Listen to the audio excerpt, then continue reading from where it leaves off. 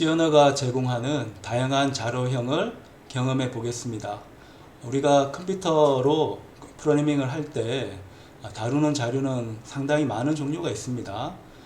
숫자로 치면 자연수가 있을 수가 있고 정수가 있을 수가 있고 실수, 복소수 이런 다양한 수들이 있고요. 이것뿐만 아니고 컴퓨터를 이용해서 우리가 데이터를 다루기 때문에 문자도 다양하게 있습니다. 문자가 하나인 경우가 있고 문자가 배열로 만들어져서 문자열을 구성하기도 합니다. 또한 이 문자는 영어만 해당되는 게 아니고 한국어나 일본어, 중국어 같은 다양한 언어들을 표현하는 문자가 또 필요합니다. 그래서 이러한 다양한 자료형을 C 언어가 어떻게 다루는지 한번 학습을 해 보겠습니다.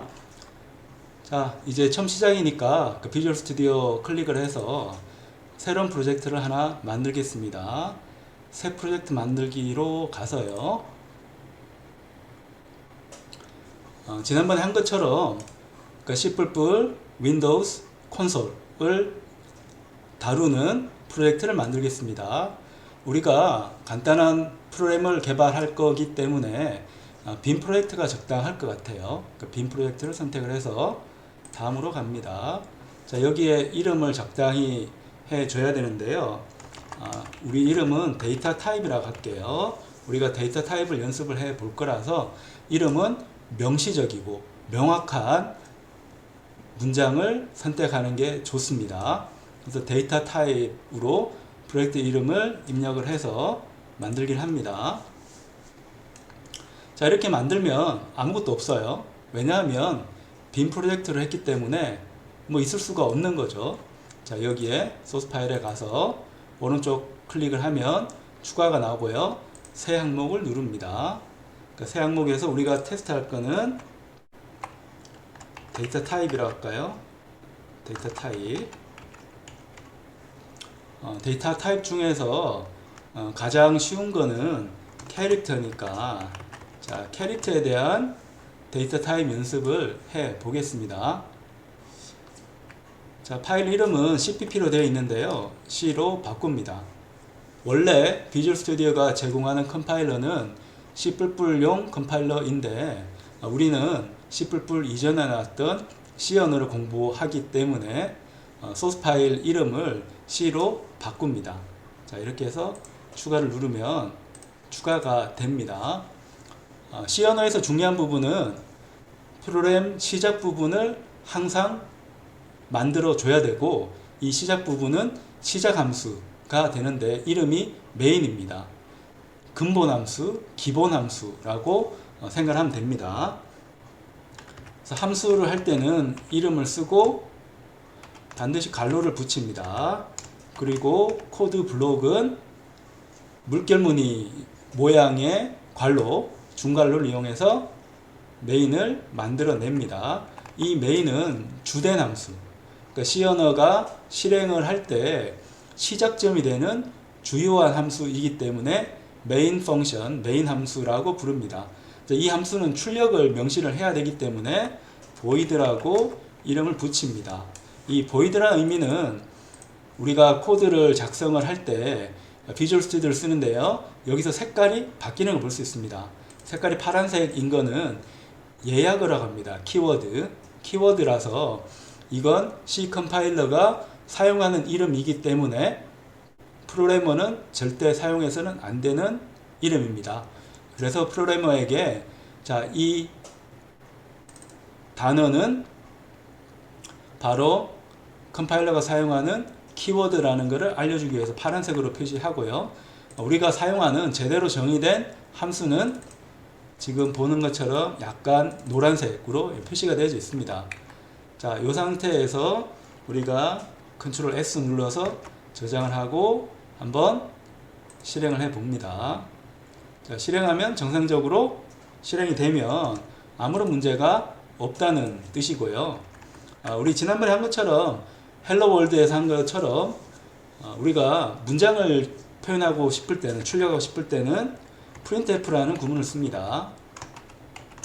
자, printf에서 예를 들어 우리 학과 이름 게임 소프트웨어 공학과 이렇게 한글로 치더라도 정상적으로 출력이 됩니다. 다만 이 printf는 내가 만든 코드가 아니기 때문에 컴파일러에게 자, 다른 사람이 만든 코드를 사용한다는 걸 알려줘야 됩니다.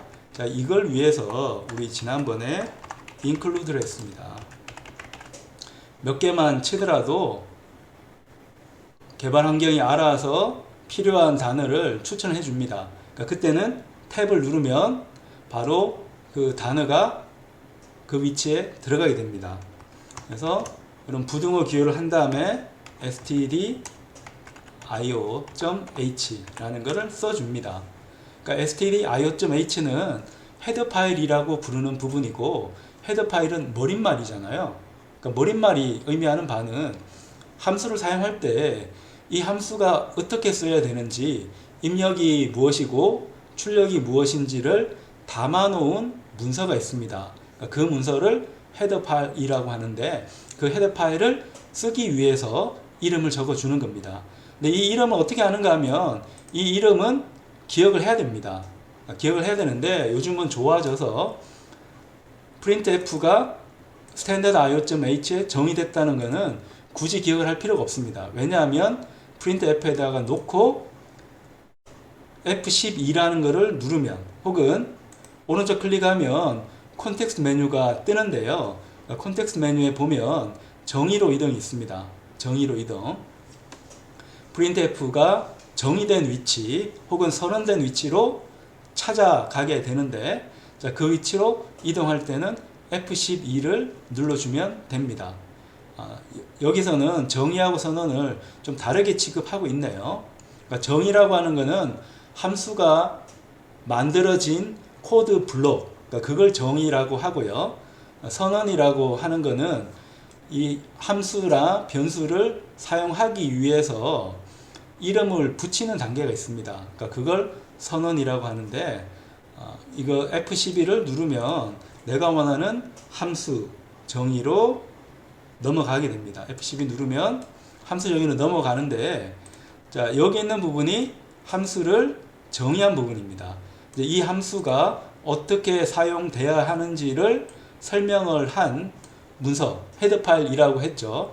헤더 파일 쪽에 가면 이 헤더 파일 속에는 printf라는 게 사용되기 위해서 입력과 출력을 정의해서 함수 모양을 갖추어서 제시하는 코드 블록 부분이 있습니다. 그러니까 그 부분으로 찾아간 겁니다. 굉장히 다양한 표현들을 쓰기 때문에 상당히 복잡해 보입니다. 자, 우리가 목표로 하는 것은 이걸 다 이해하는 건 아니고, 자, 이 정의가 오른쪽 편을 보면 standardio.h에 있다는 것을 알려주잖아요. 그래서 이 printf가 어디 쓰이는지 굳이 기억할 필요 없이 오른쪽 눌러서 정의로 이동을 하든가, 아니면 이 함수가 쓰였다고 하면 그 선언을 해서 쓰는 거니까 그 선언 쪽으로 이동하든가 이런 걸 하면 되는데, 보통은 선언으로 이동은 Ctrl Alt F12를 눌러야 되니까 굉장히 어렵잖아요. 다 누르려면. 그래서 보통은 F12를 이용해 가지고 정의로 이동을 그냥 해버립니다. 정의로 이동으로 을 이용해서 이 함수가 정의된 위치로 움직여서 헤더 파일이 어디 있는지 아는 거고, 그 헤더 파일이 어디 있는지 알기 때문에, 어떤 이름인지 알기 때문에 그 이름을 여기다 적어 주는 거고요. 그리고 이쪽에 보면 부등호 기호가 있는데, 이 부등호 기호도 나름 의미 있는 표현입니다. 자, 요런 표현은 어떤 표현인가 하면, 비주얼 스튜디오가, 그 비주얼 스튜디오에 C 컴파일러가 있죠. C 컴파일러. 정확하게는 C++ 컴파일러입니다. 컴파일러가 사용하는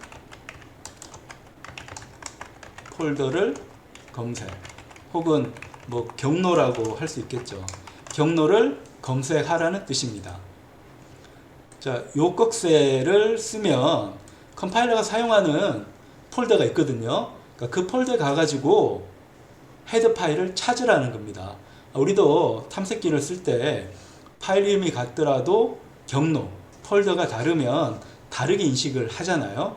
그런 것처럼 스탠다드 io.h가 어디에 있는지 나는 잘 모르잖아요. 이름만 알 뿐이지 어디 있는지 잘 모르는데, 자, 그 경로는 내가 알 필요가 없는 것이, 기본적으로 비주얼 스튜디오의 C 컴파일러가 제공하는 헤더 파일은 저장된 위치가 정해져 있습니다. 그러니까 그 위치에 찾아가서 코드를 확인을 하라 라는 표시가 필요한데, 그 표시가 바로 여기에 있는 부등호 표시입니다.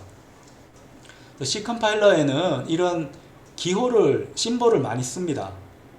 맨 처음에 볼 때는 어색합니다. 그냥 문장으로 쓰면 좋을 것 같은데 기호를 자꾸 써서 처음에는 어색한데 자꾸 쓰다 보면 이것만큼 편리한 방식이 없습니다. 왜냐하면 문장으로 쓰면 어떻게 되나요? 길어지잖아요. 근데 기호로 쓰면 그림이기 때문에 한눈에 딱 알 수가 있습니다. 그래서 처음에는 접근하기 어려운데 한번 접근하고 나면 이해도가 있은 상태에서는 빠르게 코드를 읽을 수가 있습니다. 그래서 기호를 적절하게 쓴다는 거 우리가 잘 기억을 해야 되고요. 그리고 여기에 나눗셈 표시하고 별표 표시는 코멘트 표시라고 했죠.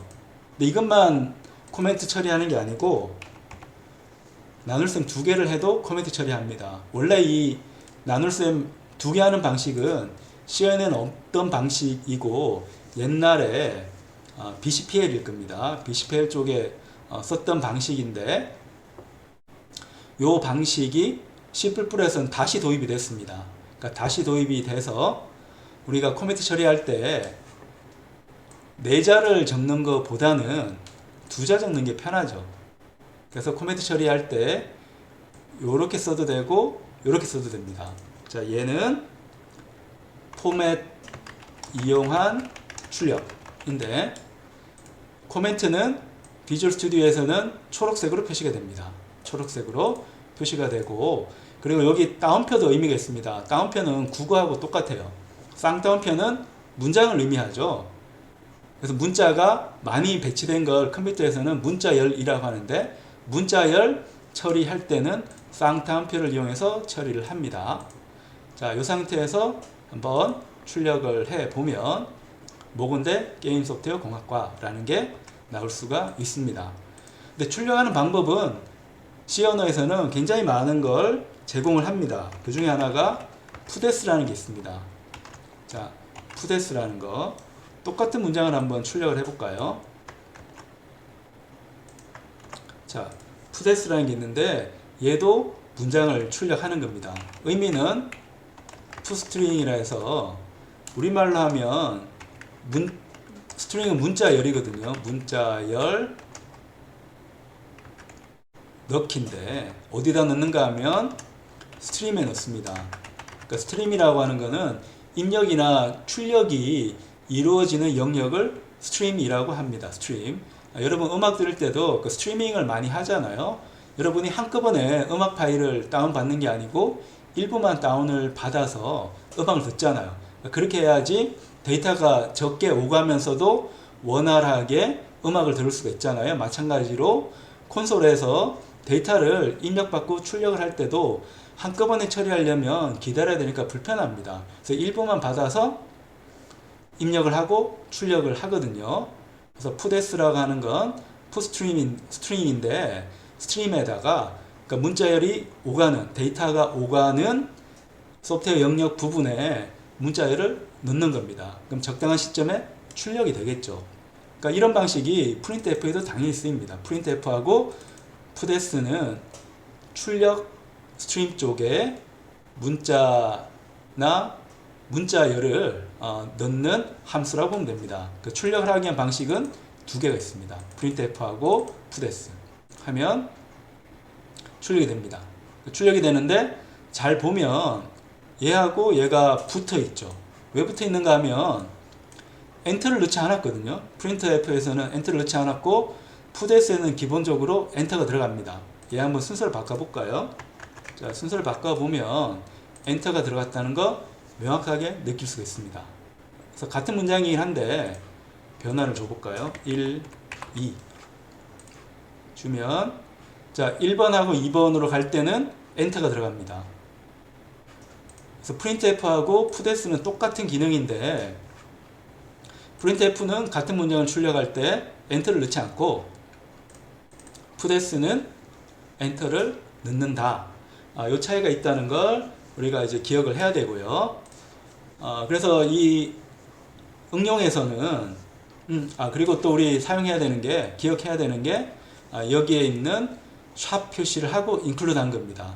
이건 지난 시간에 우리가 공부했듯이 헤더 파일을 include 추가할 때 포함시킬 때 쓰는 명령이 되는데 자, 여기 샵이 붙은 거는 컴파일러에게 알려주는 겁니다. 자, 컴파일러에게 standard.io.h라는 헤더 파일을 쓸 거니까 코드를 컴파일할 때 사용을 하라 라고 지시를 해줘야 됩니다. 지시를 해줘야 되기 때문에 자, 여기에 있는 요 샵 include는 컴파일러 지시자라고 합니다. 쉽게는 컴파일러에게 지시하는 건데 그 지시자임을 알 수 있는 거는 샵으로 표시되는 명령어는 컴파일러 지시자입니다. 이 컴파일러 지시자는 컴파일하기 전에 사용되는 겁니다. 컴파일러에게 자 이런 식으로 컴파일을 하라라고 지시를 하기 때문에 쉽게는 컴파일러 지시자가 되는 거고 혹은 전처리 지시자라고 합니다. 전처리는 처리하기 전에 지시를 한다는 건데 뭐 처리하기 전인가 하면 컴파일러가 처리하기 전입니다. 컴파일러가 처리하기 전에 컴파일러 옵션을 맞춰주는 명령어라고 보면 됩니다. 그래서 명령어라고 하면 워낙 많이 쓰이는 말이라서 구체적으로는 지시자라고 합니다. 그래서 컴파일러의 옵션을 지정을 해서 컴파일러를 돌리기 위해서 사용하는 기호는 샵 기호입니다. 이 샵 기호는 음악에만 쓰이는지 알았을 텐데 C 언어에서는 빈번하게 쓰입니다. 그러니까 샵에서 뒤에 적절한 지시자를 쓰면 코드 개발할 때 쓰이는 게 아니고요. 컴파일러에게 알려주는 겁니다. 옵션을 이렇게 쓸 테니까 내 옵션에 맞게 컴파일러가 조정을 해라 라고 하는 거고 우리가 만든 코드는 위에 게 아니고요. 얘는 컴파일러 지시자 혹은 전처리 지시자이기 때문에 내가 만드는 코드하고는 관계없습니다. 내가 만드는 코드는 요 코드입니다. 요 코드고 C 언어에서는 코드 블록을 정의를 하는데 항상 여기에 있는 것처럼 중괄호를 이용해서 코드 블록 정의를 합니다. 이 코드 블록 정의하는 것은 굉장히 중요한 방식입니다. 자, 왜냐하면 이걸 한번 봅시다. 자, 이걸 컴파일을 하면 자, 이런 결과가 나오죠. 나오고 그 다음에 문자열이라고 했는데 자, 문자열을 우리가 좀 더 단순화를 하면 그러니까 문자를 처리할 수 있습니다. 문자 처리해야 되는데 문자 처리하는 자료형이 있습니다. 이것도 우리가 키워드이기 때문에 이름을 기억을 해야 되는데 그 자료형은 캐릭터라고 하는 자료형입니다. 보통 캐릭터는 C로 시작하니까 C로 표시를 합니다. 자, 이렇게 하면 얘가 어떤 의미인지 봐야 되는데 자, 캐릭터 C라고 하는 거는 자, 자료형 캐릭터를 C로 선언한다는 겁니다. C는 바로 변수명입니다. 변수명 C로 선언. 그래서 우리가 쓰는 문법은 자료형을 쓰고 그 다음에 변수명을 쓰는 겁니다. 자료명을 쓰고 변수명을 쓰면 자, 우리가 코드 개발할 때 어떤 걸 알려주는가 하면 내가 데이터를 저장하는 저장소가 필요하거든요. 그러니까 코딩할 때는 저장소가 꼭 필요합니다. 근데 그 저장소의 모양은 캐릭터가 되고 캐릭터를 저장하는 저장소라는 겁니다. 그리고 그 저장소를 찾아가야 되잖아요. 찾아가는 이름은 변수명이 됩니다. 그래서 여기다가 C는 하고 만약에 알파벳 A 넣고 싶으면 A라고 넣으면 됩니다. 여기서 요 등호가 아니고 우리는 할당이라고 부릅니다. 할당. 값을 넣어준다 라고 해서 할당이라고 부릅니다. 그럼 여기서 문자를 처리하는데 위에 부분하고 밑에 부분이 차이가 나는 걸 볼 수 있습니다. 어떤 차이가 있는가 하면 자, 요렇게 A라고 쓰는 거는 문자 하나입니다. 어떤 문자? A라고 하는 문자 하나. 근데 만약에 ABC라고 하면 문자열입니다. 문자열. 문자열이라는 거는 문자 여러 개를 뜻하는 거죠. 여러 개의 문자를 문자열이라고 합니다. 문자열을 할 때는 쌍따옴표를 해야 되고 문자 하나만 할 때는 따옴표를 해야 됩니다. 여기서도 기호를 이용해 가지고 많은 정보를 표시를 해주고 있는 거죠. 우리가 배운 기호가 참 많습니다. 샵 기호도 있고 부등호 기호도 있고 괄호, 함수를 표시를 하는, 그 다음에 더 구체적으로는 함수의 입력을 표시를 함으로써 내가 지금 적고 있는 구문이 함수라는 걸 알려주는 괄호가 있고요. 그 다음에 코드 블록을 알려주는 중괄호가 있습니다.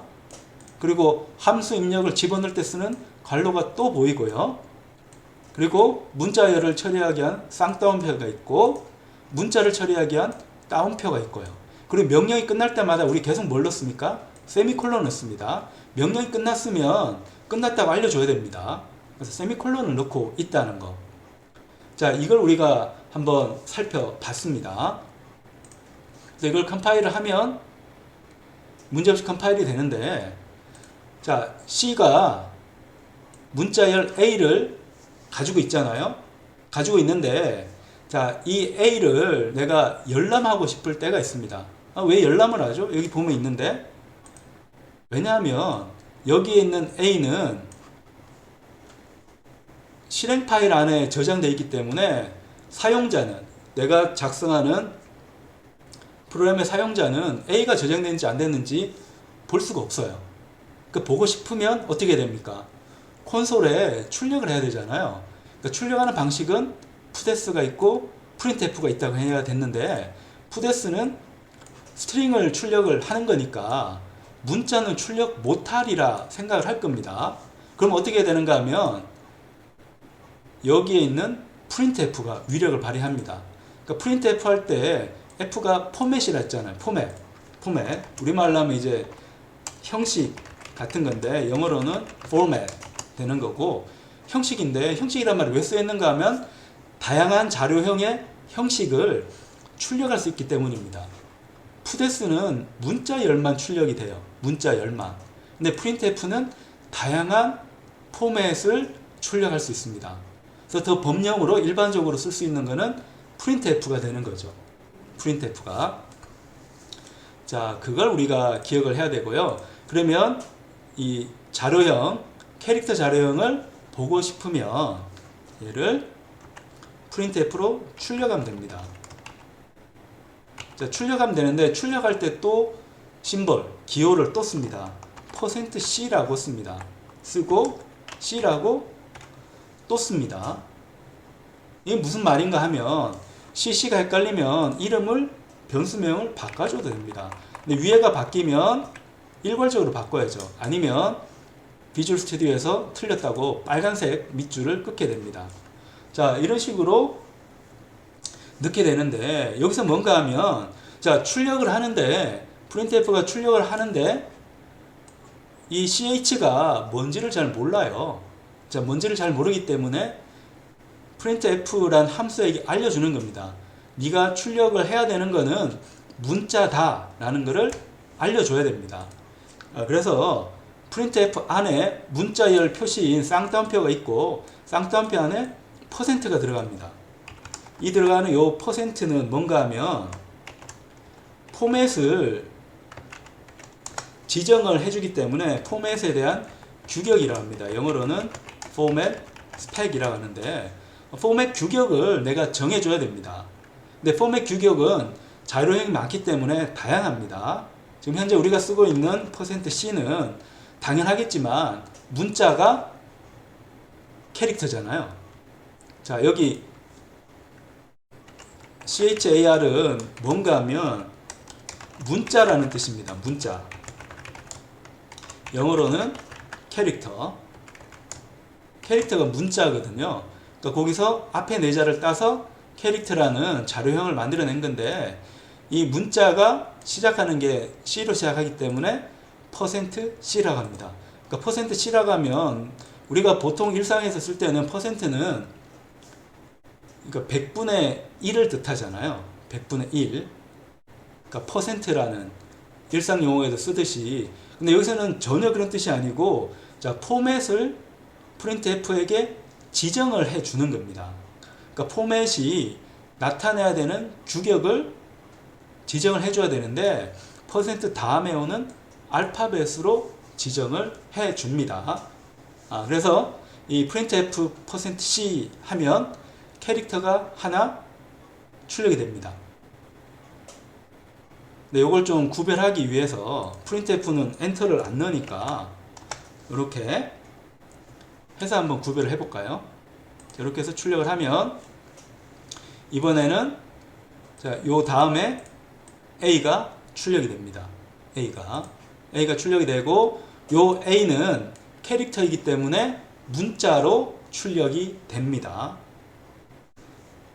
그리고 컴퓨터에서는 저장소가 필요하다고 했는데 이 저장소는 공짜가 아니고요. 용량을 차지합니다. 우리가 스마트폰을 할 때도 용량을 눈여겨보잖아요. 왜냐하면 스마트폰에도 메모리 용량이 한계가 있기 때문에 너무 많은 파일이 저장되면 용량이 넘치게 되고 넘치면 더 이상 저장을 못해서 스마트폰이 동작하지 않잖아요. 그래서 용량을 잘 보는데 마찬가지로 컴퓨터 프로그래밍 할 때도 데이터를 저장하는데 공짜는 아니기 때문에 용량을 확인을 해야 됩니다. 이 캐릭터라는 자료형이 차지하는 용량을 보고 싶은 경우가 있을 겁니다. 자, 그럴 때는 자, printf라고 해서 자, %d라고 합니다. 그래서 size of ch 이런 표현을 또 많이 써요. 자, 여기서는 또 %d가 또 나왔습니다. %d는 자, %c는 문자 규격이라는 뜻이고, 자, 문자 포맷이라 하죠. 문자 포맷이라는 뜻이고, %d는 좀 어려운데 10진수. 자, 10진수라는 건 이제 정수를 뜻합니다. 자, 10진수 포맷이라는 뜻입니다. 왜 D로 시작하는가 하면 D가 10진수라고 할 때 영어 첫자거든요. 10진수는 데시멀입니다. 데시멀. 얘가 10진수의라는 뜻입니다. 그래서 D로 시작을 합니다. 문자는 뭐라고 했습니까? 문자는 캐릭터라서 C로 시작을 합니다. 그래서 %D라고 하는 거는 자, 문자열을 여기에 있는 요 캐릭터의 사이즈니까 크기를 보는 거잖아요. 자, 크기를 보는데 그 크기를 10진수로 한번 표시를 하겠다는 겁니다. 10진수로 표시를 하겠다. 어떻게? 사이즈 오브를 쓰면 됩니다. 자, 여기 보면 사이즈 오브라고 쓰면 사이즈 오브가 나타내는 바는 요 변수명을 쓰게 되면 변수명의 저장 크기입니다. 저장 크기인데 표시하는 단위는 바이트 단위로 표시를 하게 됩니다. 바이트 단위로. 자, 그렇게 되는 거 한번 볼까요? 자, 이렇게 되면 A1이라고 나오니까 좀 헷갈리는데 이게 보기가 좀 불편하니까 공백을 하나 두죠. 이게 가능한 게 문자열을 표시할 때 쌍따옴표 쓰잖아요. 그러니까 가능한 거죠. 자, 이렇게 해서 다시 한번 하게 되면 %c와 %d가 출력하는 게 있고 데시멀이라고 해서 10진수로 출력했기 때문에 1이라는 게 됩니다. 그래서 내가 알 수 있는 거는 자, 캐릭터의 저장 크기는 1바이트라는 걸 알 수가 있습니다. 그리고 우리가 비주얼 스튜디오에서 코드 개발을 할 때 틀리면 빨간색 밑줄이 그어지게 되고요. 그리고 약간 애매하면 이 초록색 밑줄이 그어지게 됩니다. 그어지게 돼서 자, 이렇게 하면 좀 문제다라고 표시를 하는데 요걸 우리가 바꾸기 위해서는 타입을 좀 바꿀 필요가 있습니다. 타입을 바꿀 필요가 있는데 이 타입을 바꾸기 위해서는 정수로 바꾸는 또 연산이 필요해요. 그러니까 그거는 우리가 나중에 한번 이 경고로 표시하는 초록색 밑줄은 한번 변경을 시키도록 하겠습니다. 자, 그리고 여기서 이제 바이트라는 이름이 나왔기 때문에 우리가 이 바이트에 대한 이야기도 조금 더 할 필요가 있습니다. 바이트에 대한 이야기. 자, 컴퓨터가 저장할 때 어떻게 저장하는 걸 봐야 됩니다. 컴퓨터가 저장할 때는 비트 단위로 저장을 합니다. 컴퓨터는. 자, 컴퓨터는 비트 단위 저장하는데, 왜냐하면 컴퓨터는 이진수를 사용합니다. 많은 이야기가 있지만 컴퓨터가 이진수 사용하는 이유는 숫자 체계 중에서 가장 쉬운 체계입니다. 중에서 가장 쉬운. 10진수는 컴퓨터를 만들기에는 너무 복잡한 수체계입니다. 근데 이진수는 굉장히 간단해요. 왜냐하면 숫자가 딱 두 개밖에 없습니다. 이진수에는 0하고 1만 있기 때문에 얼마나 계산하는 게 편하겠습니까?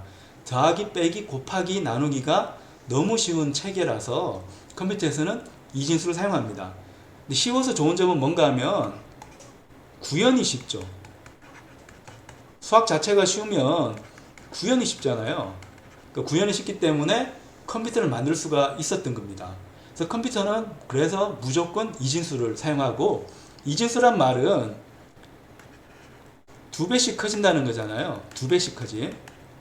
10진수는 어떻습니까? 10배씩 커지잖아요. 10, 100, 1000 이렇게 가잖아요. 이진수는 2배씩 커집니다. 그래서 컴퓨터 사람들은 2의 거듭 제곱을 항상 사용합니다.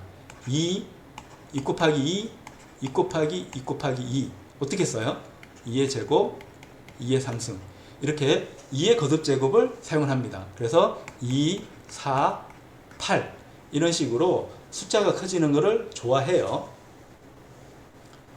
그래서 이진수를 사용하는데, 컴퓨터가 이진수를 사용하려면 저장 공간이 필요합니다. 저장 공간이. 저장을 해야지 명령어를 실행시킬 수 있잖아요. 그래서 저장 공간이 필요한데, 컴퓨터는 저장 공간을 어떻게 사용을 할까요? 당연히 이진수 저장 공간을 사용합니다. 이 이진수 저장 공간을 우리가 비트라고 부릅니다. 비트. bit인데, 요 비트는 약자인데요. 이진수라는 영어 표현의 약자입니다. 이진수는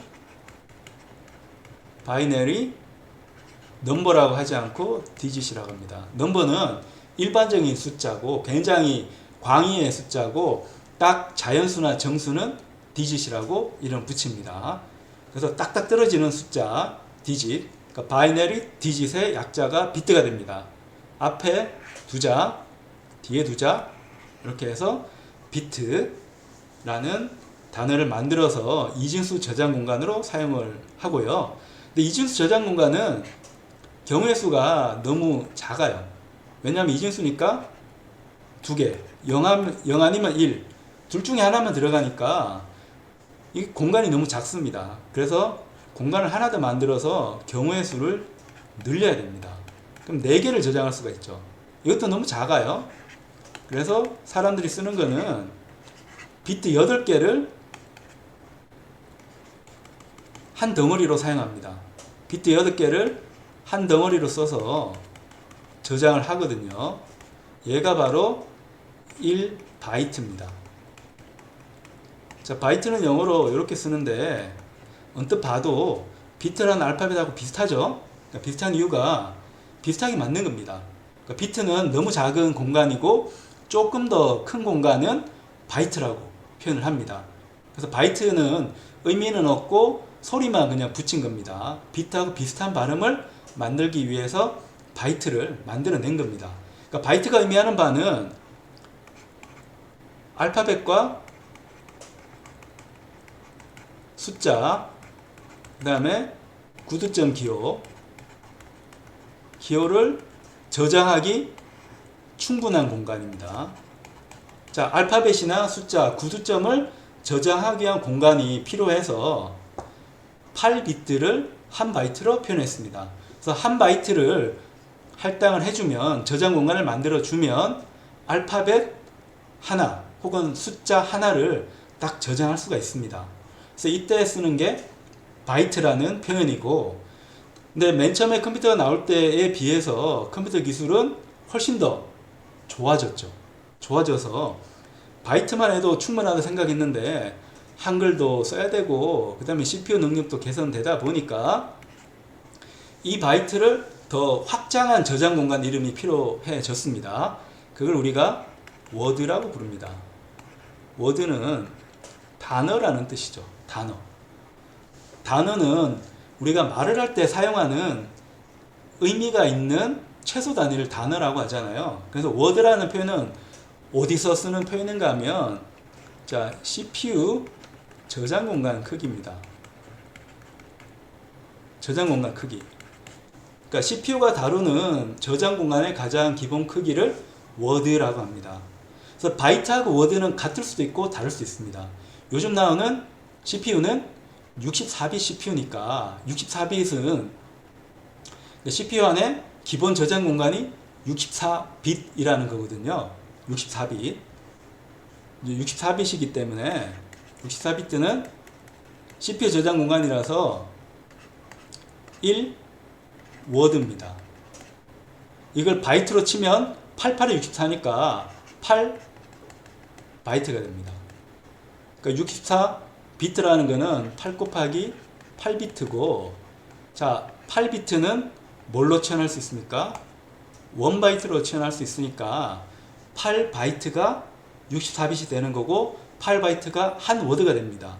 조건은 현재 쓰는 64빗 CPU인 경우에 이렇습니다.